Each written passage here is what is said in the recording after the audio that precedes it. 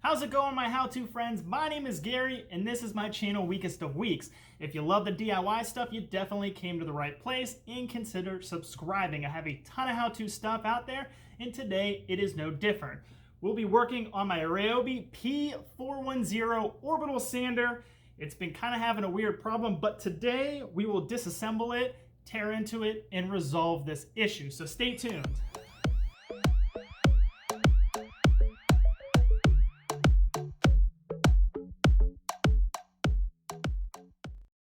Here are my two Ryobi 18-volt orbital sanders. This is the one that we'll be working on today, and this is kind of the temporary replacement that I got whenever I was initially having issues with this one. So this one is an upgrade. It does have the dust collection bag. Realistically, it's not perfect. You still need to use a mask. It's not going to collect everything. But the main takeaway on this one, I think, the weight of it, holding it, it's less awkward, and also the button is a lot better up top here versus this older model where the button's on the back, the battery's at the top, and it's definitely top heavy.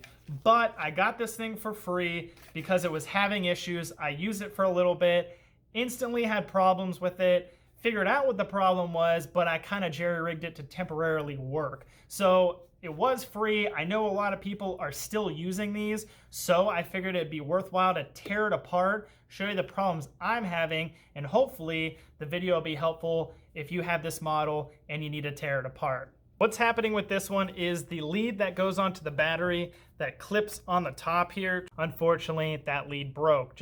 I was using it, I could tell it would vibrate, it would turn off. I kind of smacked the bottom, it turned back on, I pulled the battery out, and then a small metal piece fell out, and then it wouldn't work after that. So what I devised was just shoving a metal piece in here, and it's super sketchy, and I don't recommend it by any means, but you will see once I take this battery out, it's gonna fall out. Yeah, so one of the leads broke way down in there, and I basically had this piece of metal laying around, and I was able to kind of just shove this in here, shove the battery in there, and then it would temporarily work. Problem with that, one, it's definitely not safe by any means, and two, once your battery would die or get close to dying and you needed to charge it, well, you had to pull the battery out, and then once it was fully charged, you put it back in. Well, then you're rigging this thing yet again. So today we'll be resolving that, and hopefully it'll be a quick fix. So it looks like right off the bat, 6 Phillips screws, 3 here, 4, 5, and 6, and we'll see how far that gets us.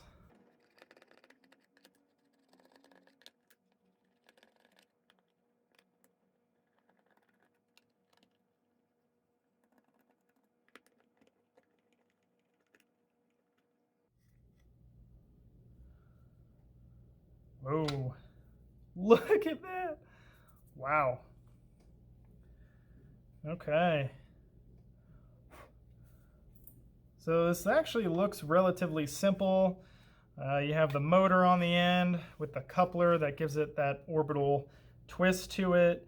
The leads going down to the broken piece that the battery clips into, and of course tees off into the switch in the back. But wow, look how disgusting this thing is. And of course, here's the opposite side, just as gross.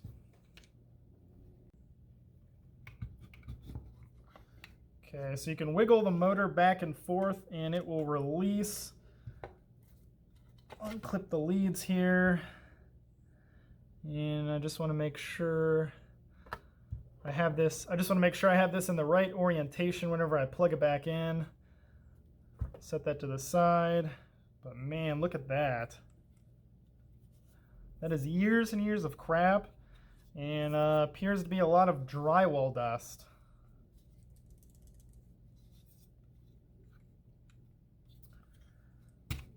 Okay, and here you can see my broken lead right there. Oh, look at that. The other one just fell off too. So these things are in really, really bad shape. But you have to think how many times the battery clips in and out of this. So those leads are constantly moving, and they're just kind of thin metal, and eventually they just break past their weak point. So today we'll be replacing this, but also while we're in here, we'll go ahead and clean this out real quick. And two, if need be, if you need to replace the switch, this will be a good time to pop that out and swap it out. So mine's kind of in bad shape, at least the rubber casing of it, it's kind of yellowed over so you can't really see what's on and off. That's really not a big deal to me. As long as it works, I'm happy. So we'll clean it up and I'll show you the replacement piece for this. You may ask how I plan to clean this. Well, first step is the leaf blower.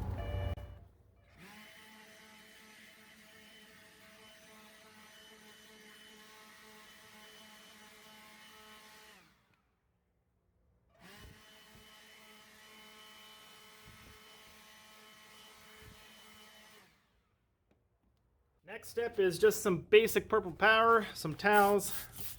I'm not looking for perfection here, just enough to clean it up.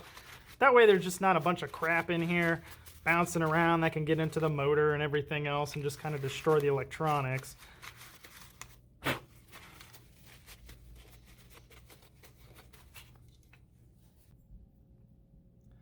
Here is the replacement that I will be using. This I got off eBay used, but I will link the actual part number to this in the description, and then you can choose to either buy new or do like what I did, just take that part number, punch it into eBay, and buy a replacement. But I will also link a brand new Amazon linked one in the description. So that way it's a quick 2-day shipping deal. And let's face it, this is much cheaper than buying a brand new orbital sander. Because I purchased this used, it looks like they just kind of snipped the rest of the harness off and we are stuck with soldering this on, which is no big deal. But if you don't have a soldering iron, definitely look at that link in the description, and it presumably has the entire harness so you don't have to mess with soldering. But for us, this is the route that I went with because it's so much cheaper. So I'm gonna cut back the shrink tubing, desolder these leads. Same thing goes for this side, and solder this new piece in place of that old broken one. A point to mention here on my original one, as given away by the broken tabs, but ever so slightly they show the polarity. You have the negative on the left side, positive on the right, obviously the corresponding wires, but just know your replacement may be opposite of this, and that's actually what mine was. But again, mine was used, so I don't know what exact tool it came from, but just know, follow however the original one came out. You may need to swap the wires, but however you do it, make sure you pay attention to the original one and make the new one look like that so the tool operates properly.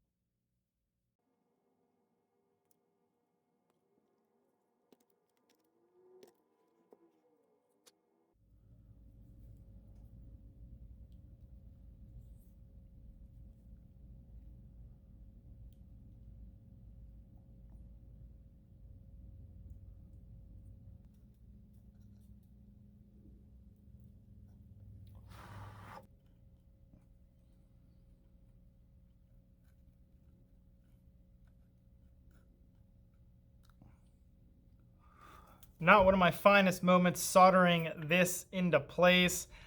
I would highly suggest either getting the entire harness or go about it by just soldering the wires. Don't try to do it like I did by the actual block here. You do kind of put a lot of heat towards here, and I was trying out a new soldering iron. Wasn't really working out too well, so I swapped to my old one and it worked out a little bit better. So got these soldered on. Now we can just kind of put this and force it downwards, and it somewhat locks in there. Want to grab the battery, make sure this clips in. Yep, like such. Now we'll make sure the wires are routed the way they need to be. So the red on the bottom, black on the top. Good to put the motor in. Hook up the red lead to the bottom prong right there.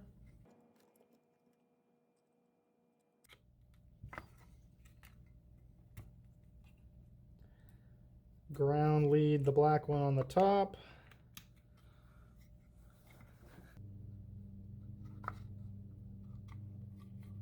Make sure there's a little bit of slack there. All the wires are routed where they need to go. Switch wires are still in place. Now we're good to put the casing on the other side, put the screws in, and test it.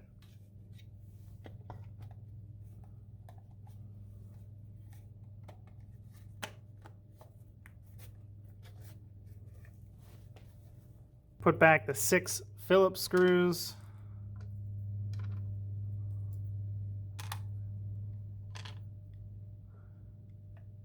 And this one is actually still in there.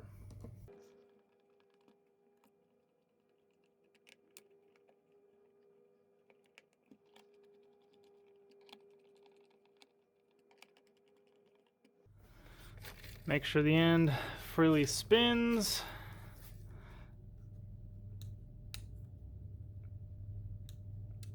Button's not obstructed. Moment of truth, and actually that is what it should look like with these little prongs, not with my jerry-rigged method here with this metal piece. Now we are back to the way it was from the factory. Plug in the battery, hit the switch.